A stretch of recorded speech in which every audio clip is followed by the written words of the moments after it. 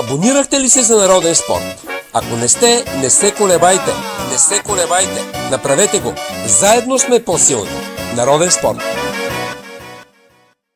Никола Петров, главният треньор в плувен спортен клуб Черно море, с голяма награда за номер 1 плувния клуб в плувните спортове. Ами това е много голям успех. Не знам, на градско ниво, как я възприемаш тази награда? Голяма чест такава награда, особено в нашия град, тъй като сме морска столица. Това означава за мен много.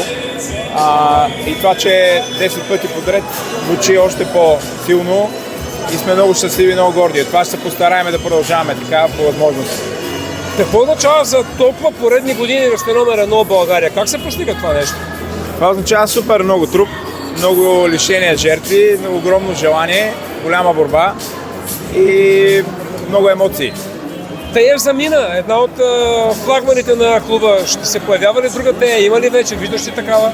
Винаги имаме, винаги успяваме да извадим нещо така от шапката, както се казва. Надявам се скоро да видите и нови лица от нашия клуб със същите такива успехи. Колко квалифицирани състезатели има в Черно море?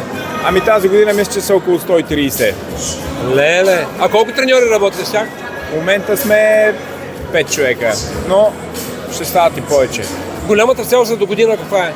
Голямата цел е да успеем да станем отново първи в България, а извън България да стигнем до призови отличия. Желая ти здраве, Никола. Благодаря, подобно.